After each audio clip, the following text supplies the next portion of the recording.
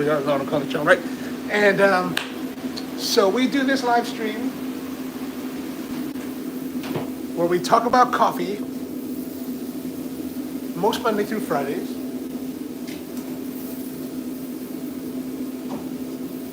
At 10 a.m. Eastern. And so as you can see, we're back in the workspace doing some roasting. Actually, I'm just finishing the roasting. I started early this morning, and this is the last batch here going off.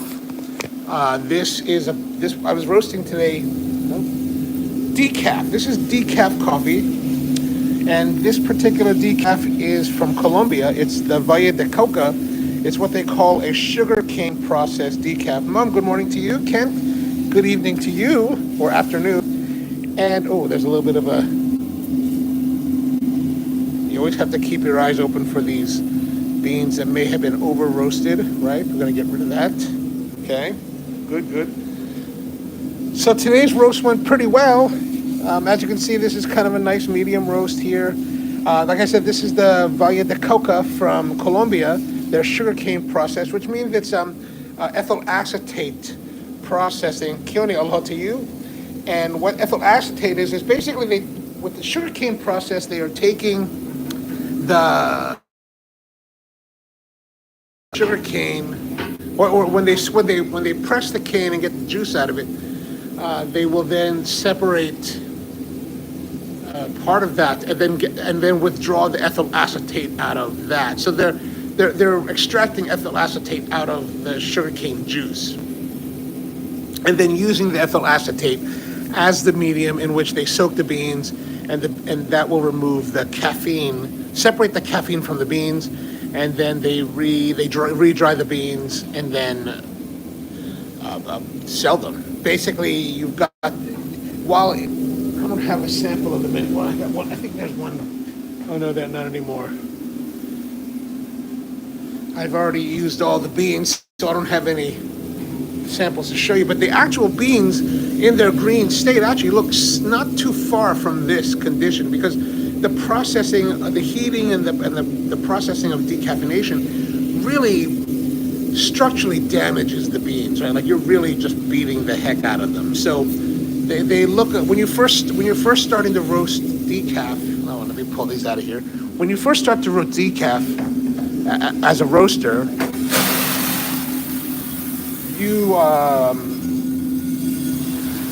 it's tricky because the color, you're so used to doing colors, right? So let's say, for example, if we go over here to this green, this is a Guatemala.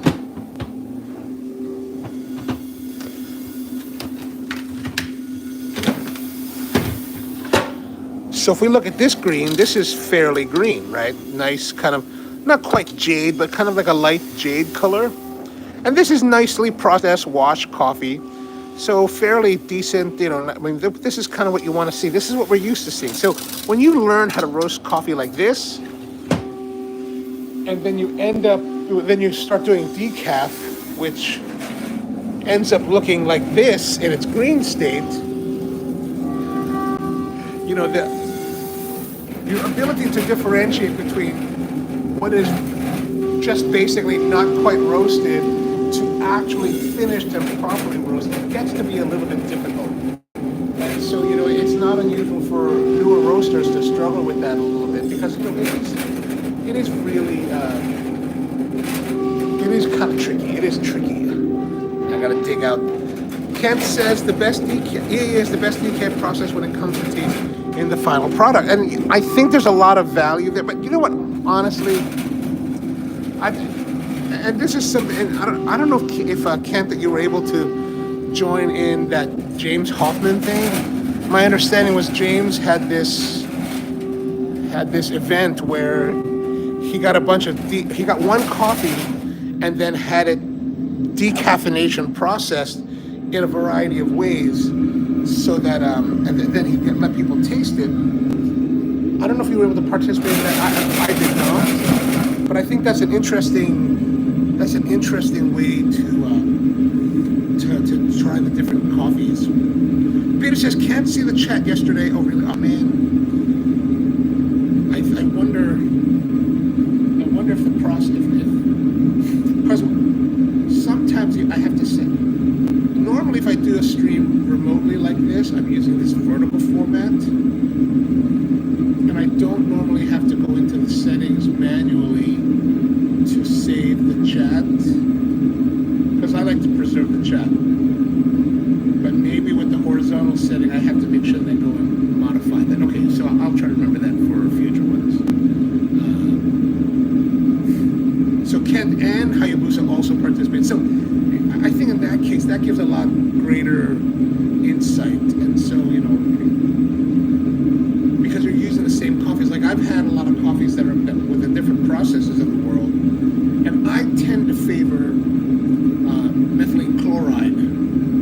I just remember that being the decaf that I kind of like, but of course that could also be heavily dependent on the kind of coffee that was used in that particular instance. Whereas in the James Hoffman experiment that you guys are participating in, you're using this, my understanding, you're using the same coffee. So that would give you a much more apples to apples comparison. So Hayabusa, since you tried that as well, what did you find to be your favorite method of decaffeination? No. Sorry. Sorry about that. I was leaning the phone on the dome here, this dome, which is right, it's in the middle of the blower, so that was not well thought out. Okay, let me just I'll put this on the tripod now so that we can, there's so many things to have for YouTubing land. So Hayabusa likes the Swiss water. Okay. Yeah, and I think a lot of it will go back, of course, to your own personal preferences as to what kind of processing you like. And there's gonna, and I don't know this. I'm gonna hypothesize on this, but my hypothesization is that much like the brewing methods that we're using, right? Different ways of brewing will have different impacts on the same coffee. I will surmise or propose that even with the same coffee, the different methods will promote and diminish different aspects of the coffee, which means that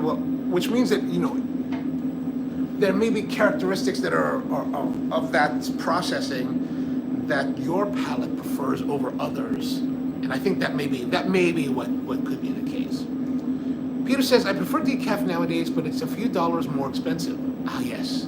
Unfortunately, that is the nature of it. And hopefully we're reaching a point where more roasters or more people involved in the chain are valuing decaf more, so that they will buy better quality green coffee that they will then take to decaffeination. Right? That's the big thing. Like a lot of times in the past, nobody had respect for decaf, so they were just kind of like, well, decaf, nobody cares. They're not getting the caffeine, so we don't have to use very nice quality coffee for it. Plus, the elimination of the caffeine also reduces the amount of bitterness, so we can use, even if we use a lesser quality coffee, we'll get a little bit more increase in perceived quality because it'll be lightly sweeter.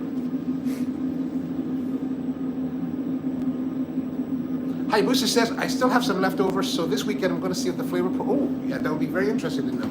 Let us know on the Monday. Dev, good morning to you, man. How are things?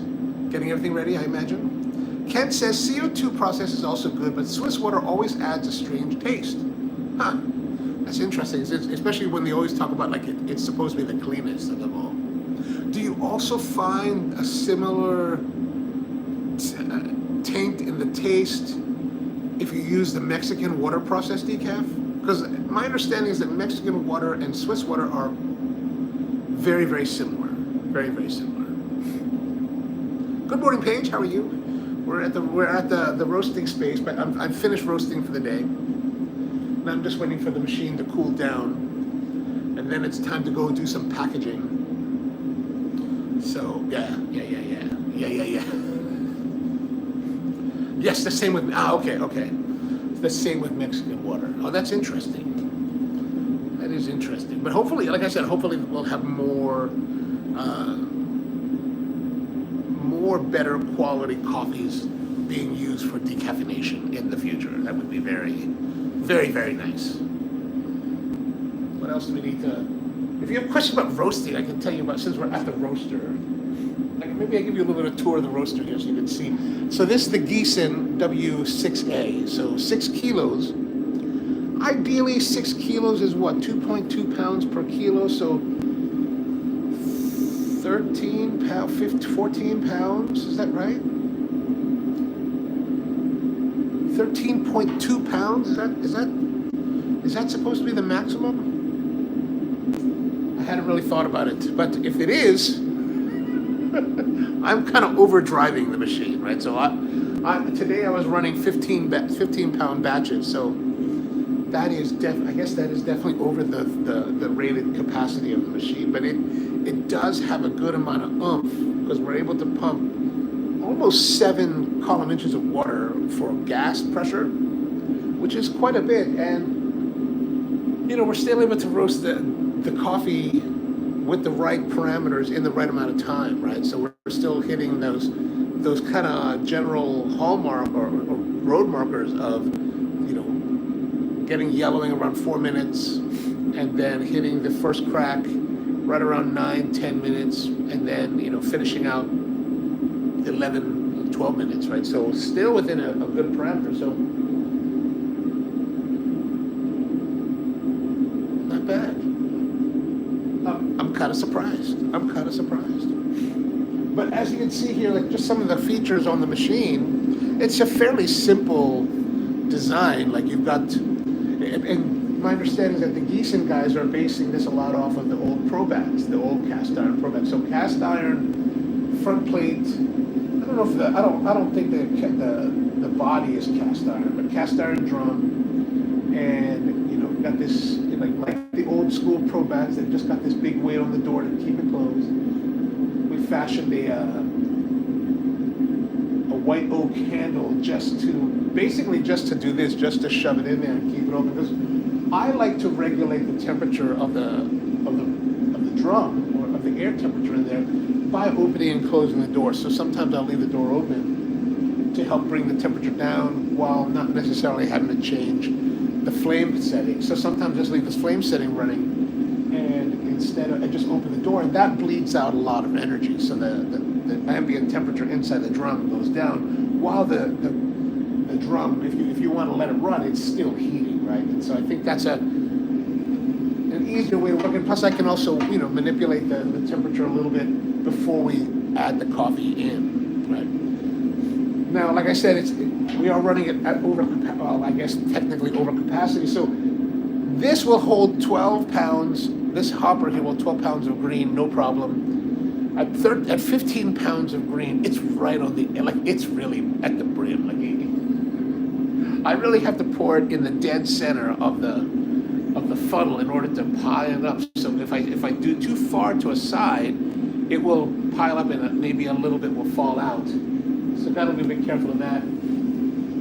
What else is there? So there's, of course, the nice thing about, some of these roasters, they've got some viewpoints. So like, you've got a window here so you can see the coffee that's inside. And then as it's coming down, you can hear it coming down. You can hear it entering the drum, but you also have a nice visual reference here. Like sometimes you lose track of what you're doing. Like, did I put coffee in the hopper? Because I've actually done times where I've had coffee in the hopper, and I was about to put more coffee in, or I started to put more coffee in, and then it started to spill, and you're like, oh no, that's not good. So this allows you to see if there's anything inside the bin, so that you'll know. And then of course it's real simple. You just hold it open, just open it up, and it actually locks in. But when it's full, it actually wants to come down. So you really, during actual operation, you have to kind of hold it up. And then once you're done, I'd like to give it a little bit of a tap, just to make sure that any coffee that may be in the hopper will come out. And then, of course, it goes into the drum itself. And the drum is rotating. The drum rotates this way, counterclockwise. And the drums are designed to have like paddles built into them. So if we can think about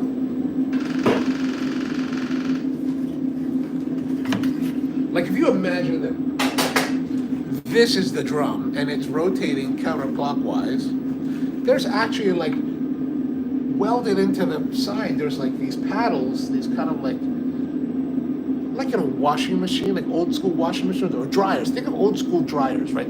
They've got those like paddles in there, and they're contoured so that the paddles are contoured so that they're always kind of pushing the coffee forward, right? So that when it comes time to open the door, it will eject the coffee. But so when it's designed, the paddles are designed so that as it's rotating up, it's also going to throw the coffee over, kind of like in the crest of a wave. And the reason that happens, and you want to match the speed to that, because the reason you want to, and that it always keeps this windfall or this waterfall, basically the water, we call it going over the waterfall, over the fall. So it always keeps that rolling so that the coffee is always in motion, right? You don't want the coffee to be in contact with the metal for too long. So if you imagine that this is a cutout of the drum, on this particular roaster, the flame is here on the bottom of the drum, and as this is rotating around, right, it's always rotating so that you get even heating of the steel, of the iron. And the iron, the one thing about iron is nice is that iron absorbs heat really well and holds it well, so it's got good retention, whereas stainless steel doesn't have that kind of same energy properties, and other materials don't necessarily have the same. Carbon steel works pretty darn good as well, but when you have thick cast iron, it really holds that nice. So once you heat it up, it spreads the heat out. So if you ever worked with like cast iron pans, like you take the cast iron pan and you put on your pan, and if you were to heat that pan and try to cook on it right away, you will have the hot spot because that's where your burner is. But if you let that heat up over time, slowly, you'll get even heat disbursement. That's why a lot of chefs will take their cast iron or even carbon steel and they'll put it in their ovens, so that because the oven will heat that metal to temperature, but it'll also heat it evenly instead of just concentrated in one space. But even if it's concentrated in one space, like it is here, it will disperse. So ideally you want to start your roaster like an hour ahead of time and put on low flame and just let this metal soak in the heat and get rolling. Now, in the real world, you don't always have that luxury. You try to build that in, sometimes it's just not possible, right? But once that is soaked, and so you got this, if you ever did like cast iron pan roasting, and I've got a video on the Espresso Coffee channel where I'm actually showing people how to roast in not a cast iron pan, but rather in a carbon steel pan. And if you ever do that, or if you watch Ethiopian coffee ceremony, where they're always, you see that they should always be rotating. They should always be like in motion with their pan, right? That's because you want to keep the coffee rotating and getting evenly cooked on all sides. Like just like cooking like regular food. Like if you take a piece of chicken, you put it in a frying pan, and you like just let it sit there, it's only going to cook on one side, right? You have to turn it over to expose all the sides. And just like with any food, the beans are the same way. You want to always, and that's why this is designed to rotate, so that the amount of time that the coffee is actually touching the metal and conducting the heat from the metal into the bean is very brief. It's very brief, and every time it comes, and as it rotates and comes in contact again, it's always changing its orientation. So maybe it's only on this one side of the bean for just a moment, and then it continues on. So that's where the majority of the heat transfer in this style of roasting comes from, is from conduction, because the moments that the bean is in touch with the metal, it's transferring heat to the bean. There is a fan in here that's blowing air through the system, right? So it's blowing air basically from the bottom, right, through the drum, up this way. There's a tube above the drum that blows it out, and then down into the exhaust system and out of the building. There is a little bit of heat transfer through convection, through air, but it's very minimal compared to the conduction that's happening. Now, other roasters, let's say like the civets type of air popper type roasters, or air poppers, or even like the loorings that are very popular, those are all using mostly convection because they're blowing hot air through their systems. The metal, like in the loring, even though it's a drum, the drum is different in that here these drums spin, right? These drums are spinning drums. In the loring, they have a stainless steel drum, right? And the drum is stationary. So the drum doesn't move, but there's actually paddles inside. I think it's through through a center shaft that actually rotates the beans. But because air is blowing through that system, that's really where all of the cooking of the beans comes from, or majority of it comes from that, because they're not really heating the barrel of the drum of that roaster. The drum is getting heat from the hot air and doing a little bit of conduction, but it's a little bit reversed. And same thing with the civet style or popcorn style. Actually, in civet style, they're also stainless steel. They may have a little bit of conduction because of the way that they're designed. They are more like popcorn poppers, where you put it in this big like cylinder and it heats it up. But other ones, like let's say like your actual popcorn poppers, some of the other home type of things that are like that, those are 100% convection. Even there's another commercial one, Soda Fresco I think it's called, that has a glass that you can see. It's really kind of attractive as far as like from a visual perspective. But even those are all 100% because the glass will retain heat, but it's not going to transfer heat, right? So Peter says, I got a small wooden coffee bean scoop. Oh, nice, excellent. Did you order that, or was it something you got locally? Kelly says, someone gave me some beans that was roasted on a non-stick surface, not good at all. Ooh. Oh yeah. You probably shouldn't eat that at all, because Teflon, what is it? I don't remember the spec, but I want to say 600 degrees Fahrenheit, but I don't think that's right. I think Teflon starts to denature like at 400 degrees. That's why if you use Teflon as a cooking surface, you want to make sure that you keep it really, really low. Otherwise, it starts to off gas. And I kind of learned this because my family and at my mom's house, they used to have a parrot. And one of the things we learned many years ago that you don't want to cook with Teflon because the Teflon gases, or the gases emitted by the Teflon pan, can kill the parrot. And I was like, what? So avians are susceptible to Teflon gas. So do be careful with that. Peter says, I purchased one, but started carving myself. Oh, that's right. That's right. You do some woodworking. Excellent. You'll have to post some pictures or something so we can have a look at your work. So one of the things that also happens in a roaster is that we've got this bean probe. That's kind of how we tell what is happening in the roaster. Is mainly we are using, hopefully you're using your senses, right? Hearing, sight, smell, maybe not taste, unless you want to lick the face of the machine. But we're using a lot of our senses and to roast the coffee. But sometimes we do need some kind of mechanical or electronic kind of monitoring. And so that's what we have this thing here for. This is a temperature probe that actually is in the middle of the drum, and it feeds the gauges in here. Now, this is it's relatively simple in the world of like modern roasters, but in the general world of roasters, this is a fairly electronic roaster, right? Like my roaster is much less complicated than this. There's a whole world of relays and stuff like that in here.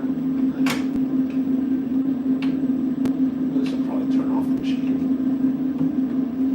Oh no, it doesn't. So you can see there's a whole bunch of electronics here. My roaster has a little bit of electronics, but not as much. And then other roasters, like for example, this Royal number 5 that's kind of hidden back there, the red one, that has like no controls. It's basically out of control. Like you just like, I'm kind of scared to use it because like here you can't really see the drum, and I guess the drum is rotating pretty fast. But on that one, right, if we go over here, right, there's this big door, and you can open it, and you can see the drum in here, right? You can see this drum, and there's the paddles that I was telling you about. I don't know if you can, let me go get a light here, maybe we can see better.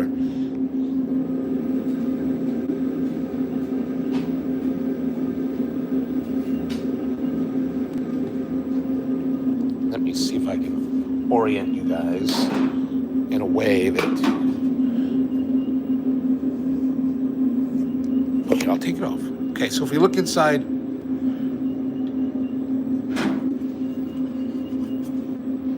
if we look in there, you can see the paddles. And the paddles are generally similar. On this particular machine, you can see that the paddles are not, oh yeah, they are bolted to the barrel. So yeah, most of them are going to be bolted or welded to the barrel. And in this particular roaster, this is what we call a perforated barrel, so you can see through it, right? You can see the perforations. And, you know, so kind of, those are the kind of, this is typical for what you see because it helps to throw the coffee around. But when you're looking inside here, right, the thing about this particular roaster is that it's spinning pretty fast and it looks hairy because like it's hard to, you really have to put effort to put your hand in the other drum, but in this one you could easily stick your hand and, like, you know, if you got your hand caught up in there, God, it would just mangle. Oh, and remember how I said about the airflow? So airflow in this will come through the barrel, and you can kind of see on this one, this would be the upper chamber that goes away and to the exhaust, right? So there's always a little, on these older style roasters, there's always usually some kind of channel.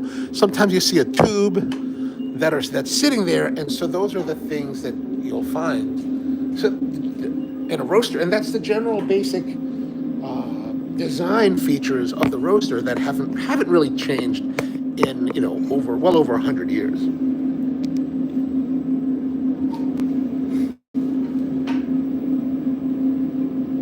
Oh, Peter says I bought one from an African. Ooh, I wonder, like, did they have any kind of? I wonder. I mean. I always find it, well, I'm still learning, but I'm always finding it interesting to see, like, what are the different styles of carvings or woodworking that different cultures will do. Power Plant says that old roaster, it's very noisy. It's very noisy.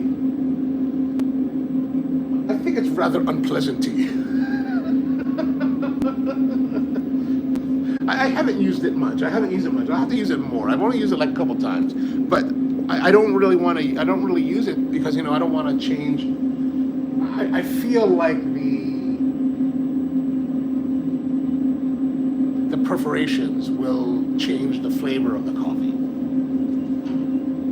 and I haven't experimented enough. I mean, it should be, overall it should be fine, but I don't know if I want to. If it really makes a stylistic change, I don't know if I want to do that. And then what else do we have here? We got a trier, right? So the trier is just a way for you to see what the coffee is like. So you can pull a little sample out of the roaster and just see where you are. And then you can also engage your senses by smelling. You see the color changes, smell what results are happening, and then you can put it back. And it's designed with this weight so that if you put it back this way, it always falls down, and that's oriented to the scooper part, so that if you don't have that and you don't turn it over correctly, you can just have coffee riding that scoop, and then at some point you'll have a large disparity in the roast profile, and you'll drop, if you put those beans back into your mix, then now you have you'll have some very uneven roasted beans, which could affect a number of cups within that batch. Right, because even one errant bean can affect the cup quality that bean ends up in. So that's why we're always looking for, even when there's times of just like one little, like early when we started, there's that one over roasted bean. We want to get rid of that because that will add characters to a person's cup that won't be enjoyable, right? It won't be enjoyable. Now, especially, it may be more mitigated if you're like, if your coffee is being roasted by a client that is, you know, roasting larger batches, that little tiny bean may not be so apparent. But conversely, if you happen to be selling to someone that's roasting by or that's making coffee by the cup, now that one bean becomes a much different equation, and you don't really know how. I mean, you don't really know how your clients are going to utilize the coffee. So you just kind of have to make sure that you try to watch for any kind of issues that may arise, and try to keep your quality control in good practice. Kenny says, I was just going to ask if the old roaster produces beans that taste different than those that, yeah. I mean, we think it does, and Matt says it does, because he uses it more than I do. It's a cool roaster. Like, I think the Royal No. 5 is a classic and cool roaster. And don't get me wrong, I like coffee made in the Royals, right? It just one, like, a lot of the people that I know whose coffee that I've enjoyed over the years do roast in Royal, either Royal America or Fuji Royals from Japan. They're nice quality. You can do nice work in you can do nice work in most any kind of roaster, as long as you understand it. Like, people always talk about like what's that roasters are better than others. The more you're involved with something, the less you start to think that, oh yeah, everything, there's the ultimate. Like, it kind of depends on who's driving, right? Power Plant says, I Q grade my small 200-gram batches. Oh, awesome. I've been all the off-color green beans and ones that have holes or are cracked. Nice. I don't know if, here's the thing, that I don't know. We when we're grading coffees, we do look at things like broken beans, cracked beans, but I wonder, like, do they profile? I haven't, because typically we are pulling them out and just like, okay, but I wonder if, like, cracked or broken, as long as they're processed, because, the crack tends to be coffees that were maybe smushed too much, like maybe the setting on the depulper was a little bit too hard for some of the beans, and it kind of like splits them slightly. I don't know if that necessarily results in degradation of the actual cup quality. I don't know. I'd be interested to hear your thoughts. What else is there to say about this? So moving down, we've got this other sight glass here, and this is actually the window into the flame, right? The heart of the flame. You can't really see it because everything's running off, but I will see if we can get closer. But maybe you can kind of see. Yeah, you can kind of see it. Where's the camera? Okay, there's the camera. It's hard for me to get an angle without the glare, but you can kind of see that silver thing is actually the flame port. So that's where the flame comes out of. Like, it's the pilot light, and then there's ribbon burners down below it that cover most of the barrel, and the ribbon burners run across this way and they ignite. Now, the weird thing about this particular roaster that is kind of irritating is that sometimes it just flames out. Like, every once in a while, boom, just goes out. And you're like, what is going on here? Luckily, on this particular roaster, it does have a relatively quick recovery, so it will restart. It will, like, hit the pilot, it will shut off the gas, hit the pilot light, open the gas valve, and reignite the burners. But it's like, you get a couple seconds every once in a while where it just kind of drops, and you're like, it doesn't affect, it's not long enough that it affects the actual roast profile, but it's just like, what is going on with this thing? Like, I don't understand if we have some kind of setting that's wrong, or if it's just a weird quirk. I'm gonna have to, when I go to Houston next week, I'm supposed to go to Houston next week, so let's see if I can ask somebody at Gießen what the deal is with that, what causes that problem. Power Plant says, I'm more worried that if they have weevils or get mold in them. Oh, yeah, well, gosh, to be honest with you, by the time we get green, I've seen a lot of CBB damage, right? So the boring, the coffee berry borers. But by the time we get the coffee, by the time processing's all done, even if there are examples of CBB damage, there's really no. I've never seen one at our end of the business. I've never seen one in the other end of the business either. So I've actually never seen one. I've only seen the damage. So I tend not to worry so much about those things.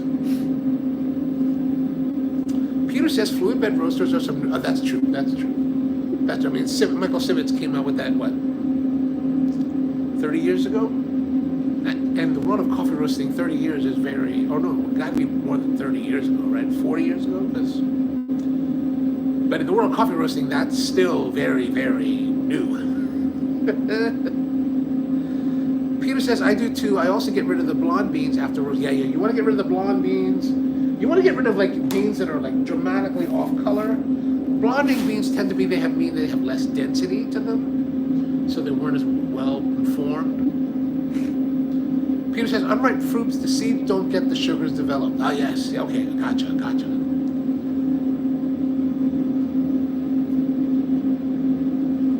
When is this thing going to turn off?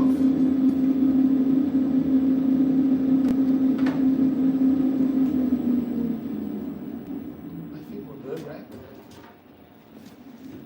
Oh no, that's not good.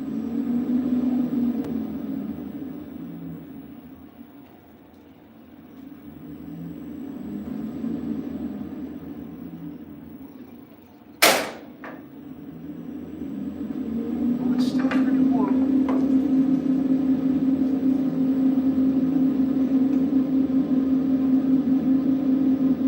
So what I'm turning here is the actual flame.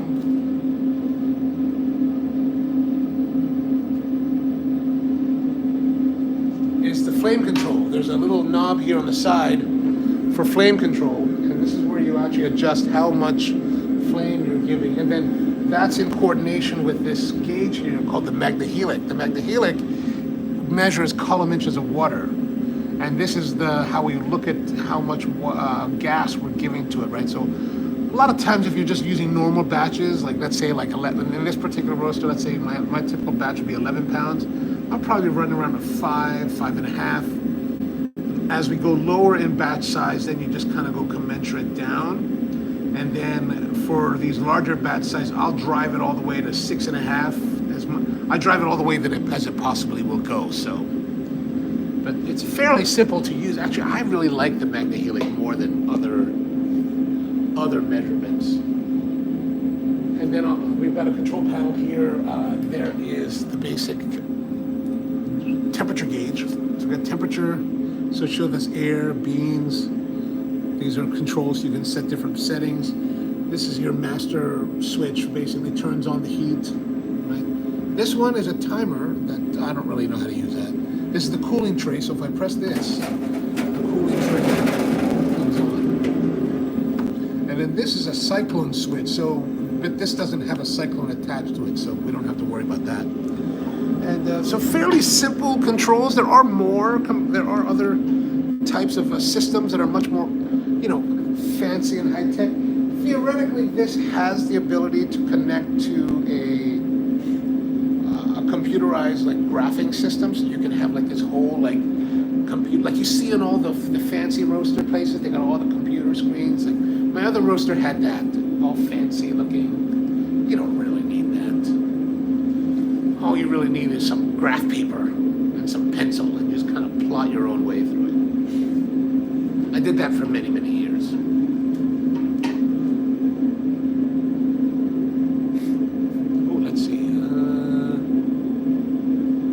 Power Plant says, since I'm only roasting for myself and a couple of guests, I can afford to take the time to sort myself.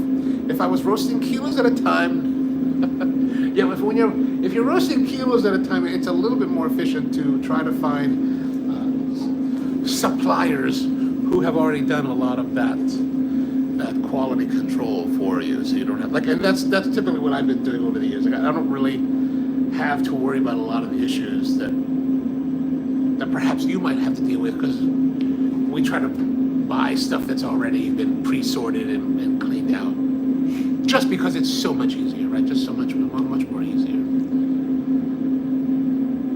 Keona's asking, are there a lot of roasters that my understanding is yes, a lot. We don't have, so if you've seen a brand called Mill City here in the United States, those roasters are manufactured in China, I think, somewhere in China.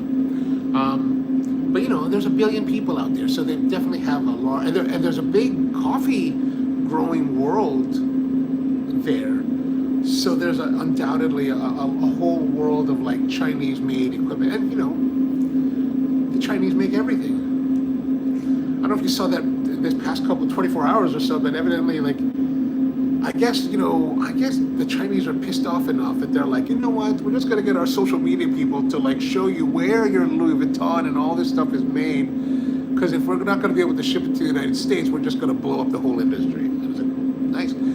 So I haven't looked, but I was kind of hoping, and evidently now you can order direct from these guys, right? These guys that are making Louis Vuitton and all this, you can order direct for way cheaper. I'm like, well, maybe I'll do that.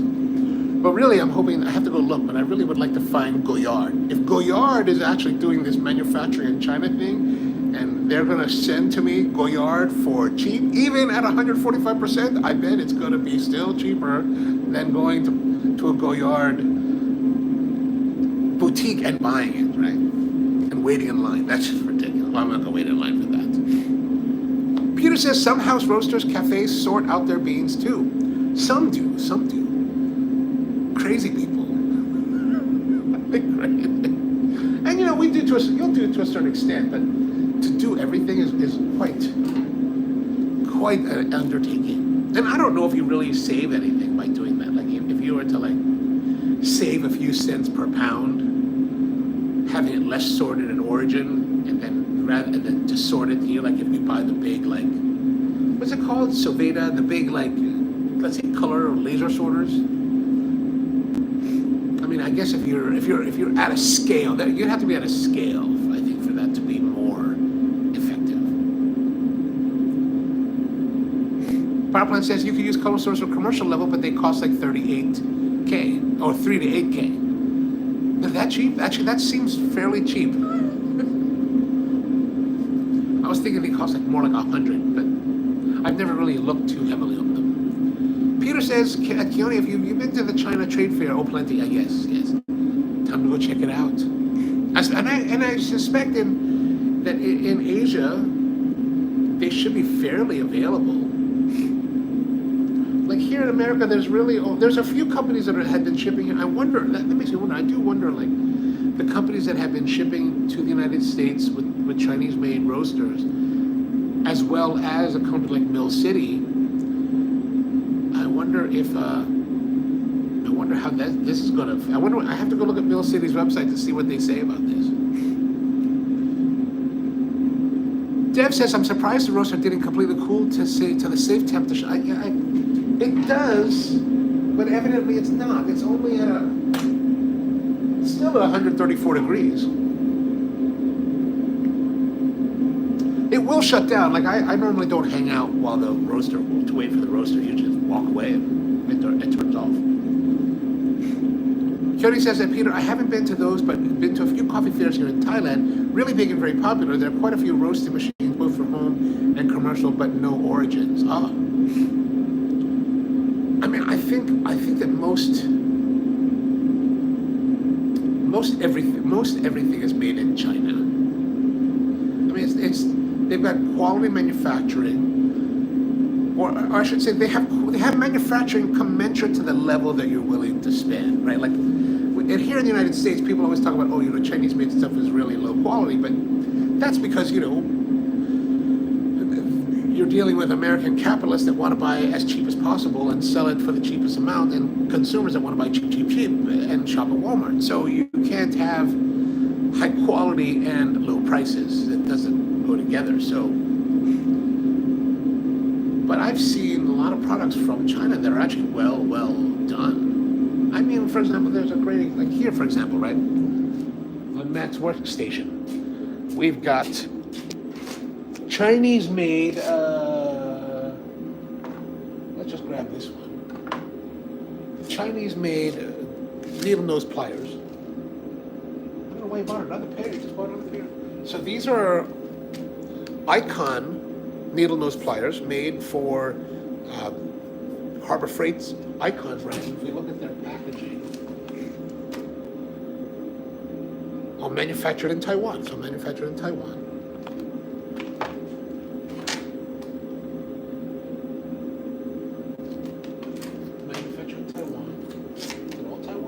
Here, like this one. This is their Doyle rafter square. I have the 12-inch one, which I really like. It's actually very square, and this one's made in China. So you can get stuff made nicely, like these are made nicely done. You can get them nicely done.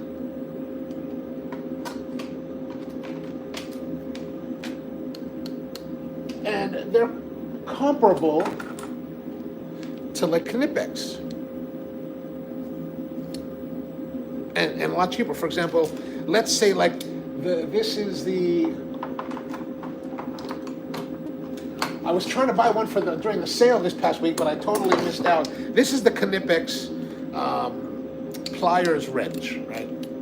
Adjustable pliers wrench, which is really an awesome tool. If I buy this at my local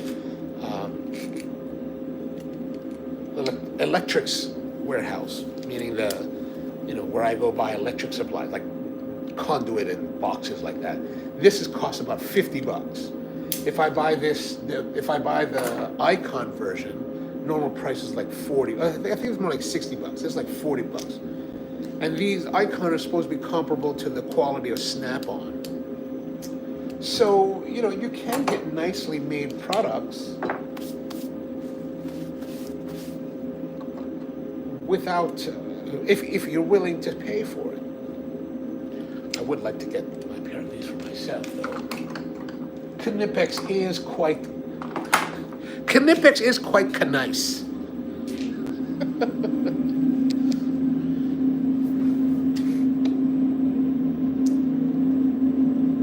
Peter says Shanghai has the fastest growth in new cafes popping. Well, really? Gosh. That's because, and that's what's going to exacerbate the problems with coffee supply around the world. Climate change, arable land shrinkage, bad weather impacting crop yields, and then greater consumption. As a billion people start to drink more coffee, that's not good news. That's not good news. Paige says some of those brands have come out and said they're straight knockoffs. LV said they manufacture in France, Europe, and USA only. I mean, I hear you, and they've always said that, but it does make you wonder, like. Dev says 134 should be good. I shut mine down at 150. I know, I could just do that. Just hit the emergency switch. I mean, I normally shut mine off, probably about 150 as well. Well, actually, I shut mine off at 100 Celsius because my roaster is actually only in Celsius. So I've had to learn how to roast in Fahrenheit. But you know what I say? I'm an American, not an Americant, right? I can use both imperial and metric.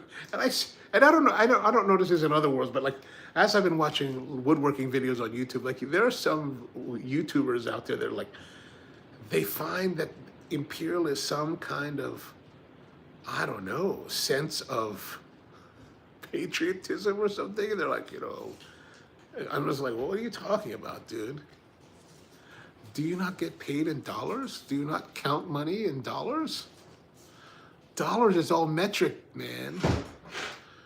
It's 1 to 100. I give you my 2 cents. You give me your 2 cents. You're not giving me your 5/64 cents. It's like, gosh. That kind of irritates me. I'm just like, what in the world are these people talking about? Power Plant says, I'm very hesitant to believe those TikTok Chinese brands manufacturing luxury goods seems not legit. I mean, it seems like it's not legit, but I don't know.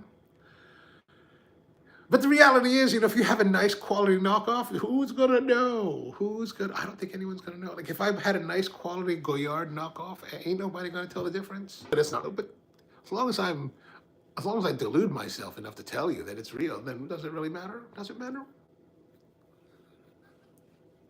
Like I can tell you, this is a Probat. I don't know Probat.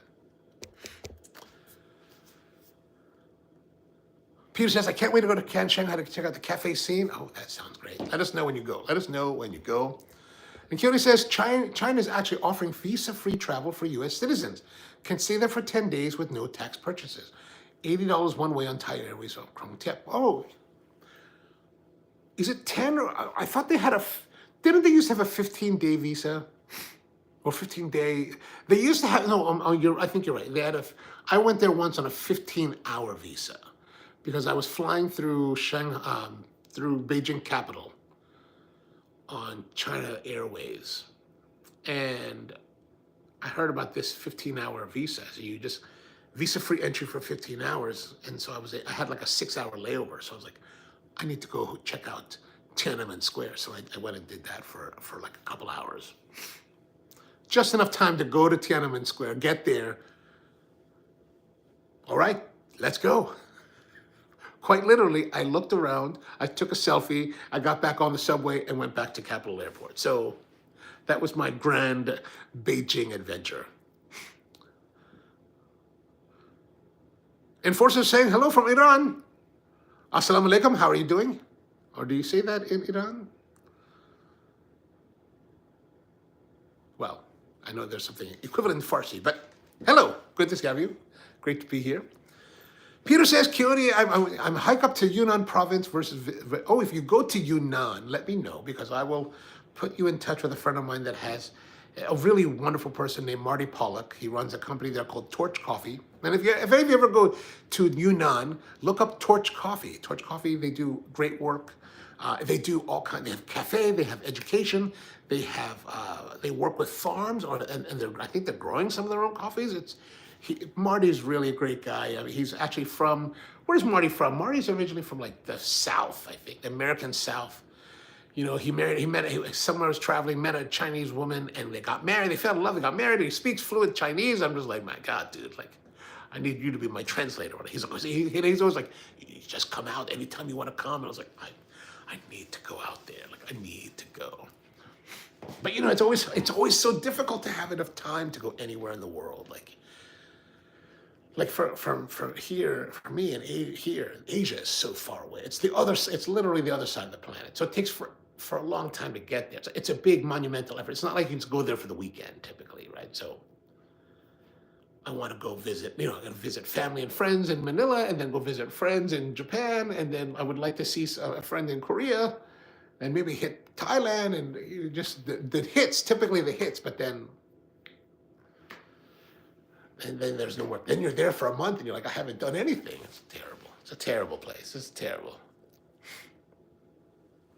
Kenny says, really think about it. You should go. You should go.